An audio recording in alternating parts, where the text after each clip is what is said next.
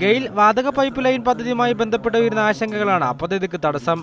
വലിയ രീതിയിലുള്ള സുരക്ഷാ ക്രമീകരണങ്ങൾ ഒരുക്കുന്നതിലൂടെ ഇത് പരിഹരിക്കാനാകും. കൊച്ചിയിൽ നിന്നും മംഗലാപുരം വരെ നീളുന്ന വാതക പൈപ്പ് ലൈൻ പദ്ധതിയുടെ പ്രയോജനം വിവിധ ജില്ലകൾക്ക് ലഭിക്കുമെന്നും മുഖ്യമന്ത്രി പിണറായി വിജയൻ പറഞ്ഞു. ഗ്യാസ് പൈപ്പിലൂടെ പോകാതെ പറ്റില്ല, അപ്പൊ അതിനായിരിക്കും മുൻഗണന.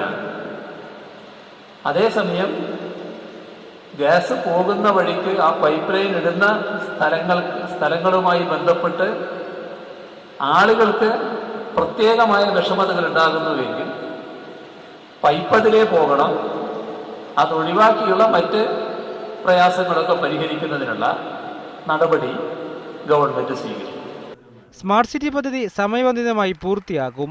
ഓരോ ഘട്ടത്തിലും പൂർത്തിയാക്കേണ്ട കാര്യങ്ങൾ സംബന്ധിച്ച് വ്യക്തമായ പദ്ധതി ഉണ്ടാക്കും. ടീകോമിന്റെ അടുത്ത ഡയറക്ടർ ബോർഡ് യോഗത്തിൽ പദ്ധതി അവതരിപ്പിക്കും. കൊച്ചി മെട്രോ പദ്ധതി സമയബന്ധിതമായി പൂർത്തീകരിക്കാനാണ് ശ്രമം. ദേശീയപാത 4 വരിയാക്കൽ ജനങ്ങളുടെ സുഗമമായ യാത്രാ സൗകര്യത്തിന് അത്യന്താപേക്ഷിതമാണെന്നും പിണറായി വിജയൻ പറഞ്ഞു. മീഡിയ 1 കൊച്ചി.